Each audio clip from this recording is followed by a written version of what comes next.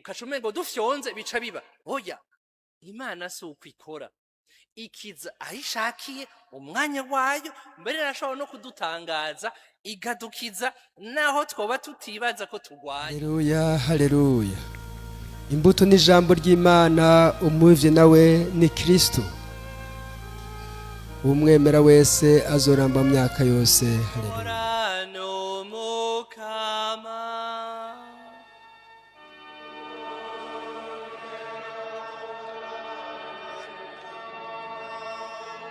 Inkuru nziza ya Yesu Kristo nk'uko yashikirijwe na Matayo.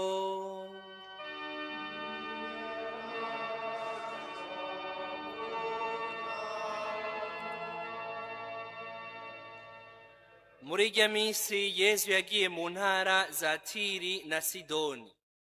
Hanyuma haza umugore w'umunyakanahanikazi avuye muri iyo micungararo, ashira ijwi hejuru ati, ngirira ubuntu Mukama, mwana wa Dawudi, umwigeme wanje arasinzikajwe n'amashetani. Yesu ntiyagira ico amwishura. Abigishwa biwe bamwegereye baramusaba bati, mwirukane adukure induru inyuma. Yesu asubizayo rero ati, nta bandi banzanye atari intama zo mu muryango w'Isirayeli zatakaye. Nyamugore aramwegera aramupfukamira avuga ati, Mukama ntabara. Yesu aramwishura ati, ntibibereye gufata umukate w'abana ngo bawuterere utubunda. Nyamugore asubizayo ati, ni ivy'ukuri Mukama, ariko rero n'utubunda turarya utuvunguka dukorotse tuva ku meza ya ba shebuja. Yesu aramwishura ati, ewe mugore, ukwemera kwawe ni kwinshi, nibikubere rero nk'uko ubishaka. Kuri iyo saha nyene umwigeme wiwe aca arakira. Iryo ni ijambo ry'Umukama.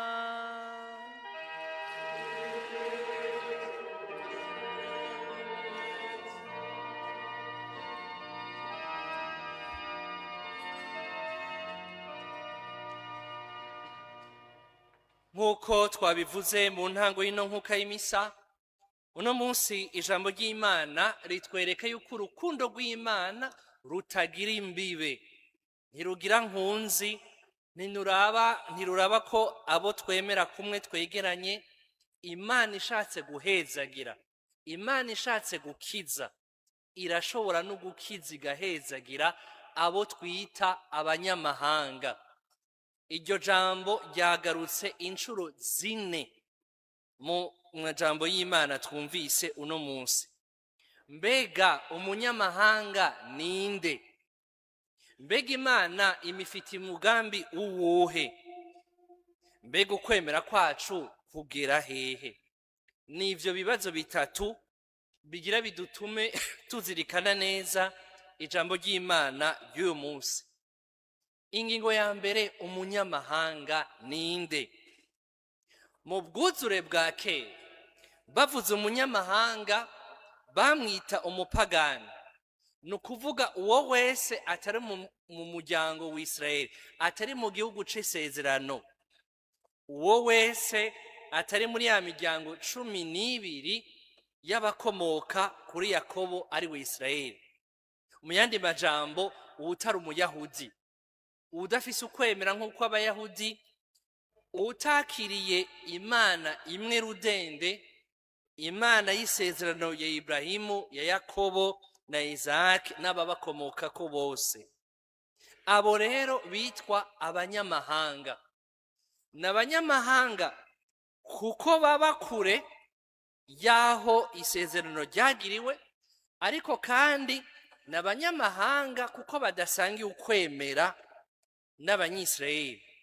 Nk'uko ijambo ry'Imana ritubwira mu ibaruwa ryandikiwe Abahebreyi, igihugu c'isezerano nico caronse amasezerano yose Mukama, nico cahawe abami, abahanuzi, abakurambere mu kwemera nico Imana yatoye igatorana igashira ku ruhande ikabohora ibakuye mu minwe ya Faraoni ikabajabukana uruzi ikabashikana mu gihugu c'isezerano.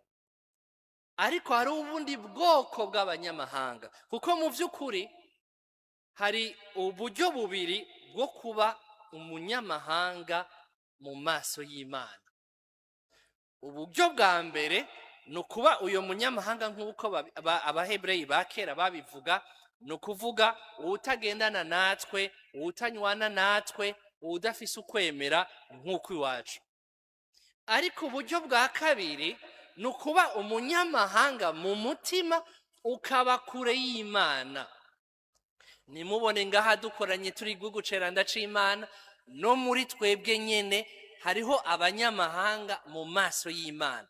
Iyo mvuze abanyamahanga mu maso y'Imana, simvuze abanyamahanga kubw'akabira kabo, oya, n'abanyamahanga kuko ni wa muntu yagiye kure y'Imana, adashaka guha ikibanza ca mbere Imana, naho yitwa ngo yarabatijwe, naho yitwa ngo yarasangiye, naho yitwa ngo yarakomejwe muri mutima mweranda, ugasanga yigenza nk'umunyamahanga w'umutima mu maso y'Imana.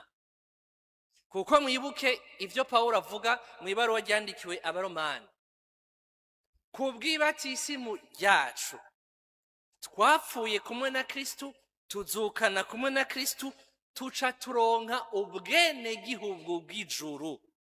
Turi abana b'Imana kandi amasezerano yose yabuwe na yacu.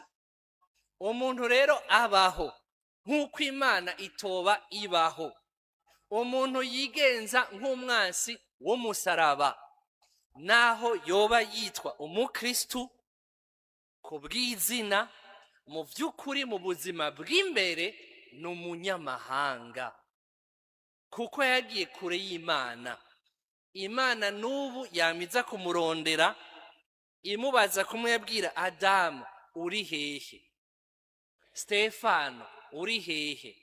Goreti, uri hehe? Mbega kunja kure, jewe naragukunze, jewe narakuremye mu gashusho kanje, jewe naragutaye iteka ry'ukuba umwana w'Imana, mbega kunja kure, ko wigenza nk'umunyamahanga.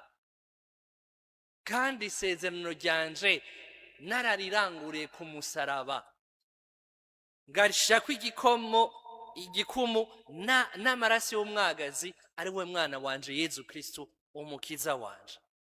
None namwe nimuvyumviye, hagati y'ukuba umunyamahanga kuko utari ngaha, n'ukuba umunyamahanga w'umutima kuko uri kure y'Imana, woshima kuba umunyamahanga w'ubwoko ubuhe?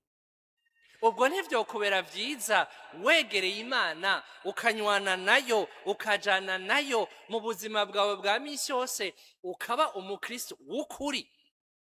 Turabe rero yuko tutatewe, umwe wese niwe yisuzuma, yuko tutari umunyamahanga w'umutima, un étranger spirituel.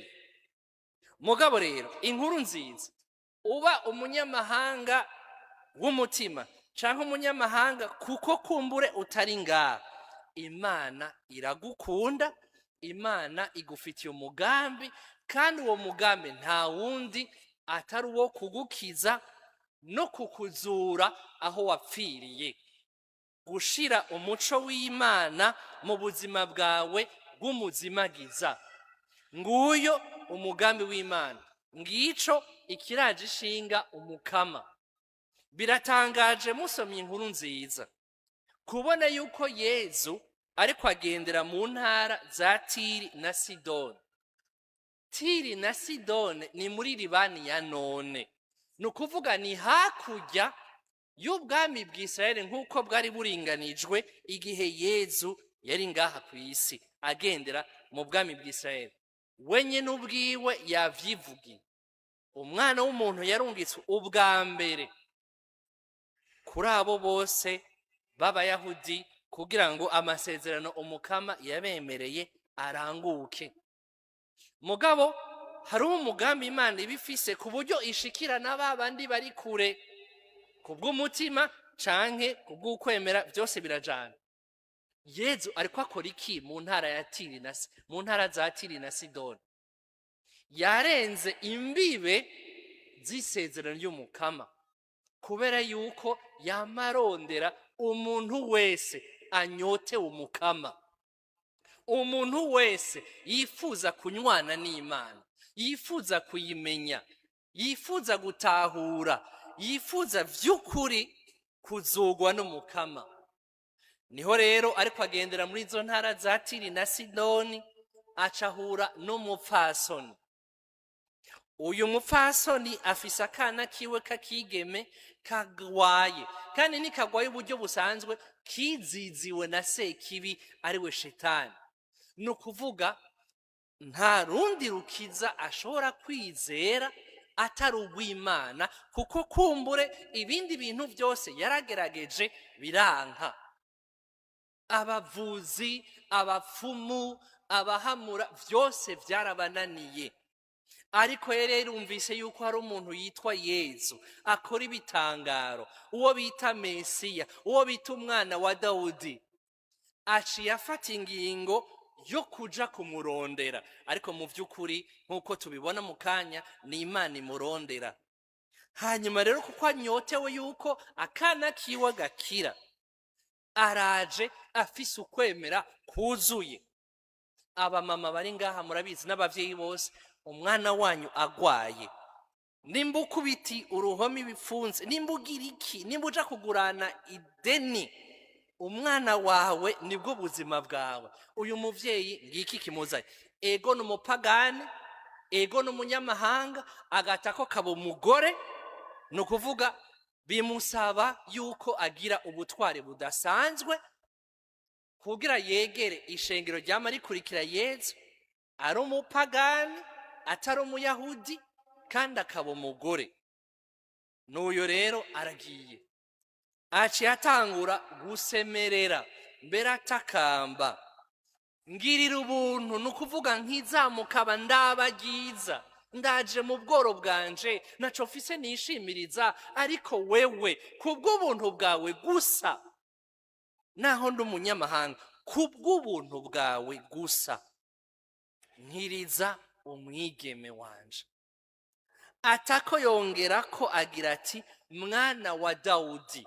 Abahanuzi bavuze umwana wa Dawudi, niwe umwe akomoka ku gishitsi ca Yese, umwana wa Dawudi azoza kubohora Israeli. Ni ukuvuga nyamugore muri we afise ukwemera yuko uyo muntu bita Yezu niwe Mesiya. Murumva ni umupagani, ariko aremera ko Yezu ari umwana wa Dawudi, mbere akoresheje amajambo yo muri Bibiliya. Amaze kumwita ayo mazina yuzuye ukwemera, aciye amubwira rero ikimugenza. Umwigeme wanje, akigeme kanje gashinzikajwe n'amashetani gakiza. Yezu nawe aciye agira nk'uko atamwumvise, atamubonye, ntamwishuye, aciye amera nk'ubandanije. Natwebwe bavukanye hari igihe duhora dusenga ukamenga Imana irasinziriye, ukamenga Imana ntitwumva, kandi tuza kuyisenga. Nico kibi cacu, tuja kuyisenga kenshi turi mu ngorane, dukeneye inyishu yihuta. Ntabaramukama ndagowe, ukacumengo ukuntu Imana ikora womengo ni maji, uyisavye gutya womengo ufyonze kakani turabisha televizion, reka ndayite gutyo, imboneshakure, ukacumengo dufyonze bica biba. Oya, Imana si uko ikora, ikiza ahishakiye umwanya wayo, mbere arashobora no kudutangaza igadukiza naho twoba tutibaza ko tugwaye. Imana rero ntisinzira. Mbere Yezu yarabishimangiye mu nkuru nziza yanditswe na Matayo, ikigabane c'indwi akarongo k'indwi, nimusabe muzoronka, nimurondere muzohabwa, nimwuguruze muzokugurirwa. Matayo ikigabane c'indwi akarongo k'indwi, niko karongo koroshe muri Bibiliya yose yiva ikagera. Matayo ikigabane c'indwi akarongo k'indwi. Rondera, senga, ntudebukigwe. Hanyuma rero Yezu ameze nk'ugenda, intambamyi ya kabiri uwo mugore yaronse nuko babigishwa ba Yezu babagendanye ibiwe bamwe 12 baciye babwira Yezu ngo nguyo mugore ngo mwirukane ngo kuri induru kuko ngo ariko aratugora. Ibaze uriko urasenga uriko uratakamba hahacaza umuntu avuga ati kuri iyo nduru ngaha. Nukuvuga hari abantu bavuga ati wewe nta nakamaro ko gusenga sinzi ko birabashikira nturinde uragora umukama nturinde uragora umugende. Ariko umugore si uko yavyumva. Oya mpaka ampaye inyishu wenyine ubwiwe. Acaraza rero Yezu nawe amubwiye ati nta bandi banzanye atari intama zo mu muryango wa Israeli zatakaye kandi n'ivy'ukuri. Abari mu muryango w'isezerano nibo ubwa mbere bari bazanye Yezu. Ariko nyamugore rero intambwe ya mbere aramwegera, intambwe ya kabiri aramupfukamira, intambwe ya gatatu arasemerera atakamba avuga ati mukama ntabara. Ubu rero birahinduye imforo, ntakimwise gusa umwana wa Dawudi Mesi, amwise mukama, no kuvuga segaba. Kuri Imana nzima, Imana yumva kandi yishura, wewe nyine ubwawe ntabara. Ivyo abantu bavuga barafise uburenganzira ko kubivuga, aba bambuza kukwegera ni uburenganzira bwawe. Ariko jewe muno mwanya amaso yanje n'umutima wanje buri kuri wewe Yezu. Natwe rero ico kitubera icigwa, niturabe ibisebuzi turonka mu buzima, niturabe intambamyi dufise, raba Yezu mutakambira uti mukama ntabara. Niho rero Yezu intambamyi ya gatatu ti ntibibereye gufata umukate w'abana ngo bawuterere utubunda. Aha rero nuko inkuru nziza yavyoroheje mu mvugo mbabarira amatwi.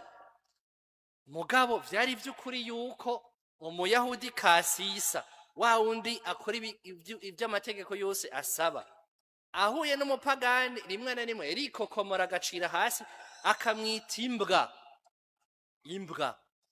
Kandi n'igitutsi mu bayahudi no mu kirundi bakwise imbwa sinzi aho urara ntavyonzi. Mugabo baba bakwatse iteka ryawe. Mugabo Yezu kwera yuzuye impuhwe n'urukundo agize ati ntibibereye yuko gufata umukate w'abana, no kuvuga inzimano z'umukama inema yazanye ngo tubihereze tubihe utubunda.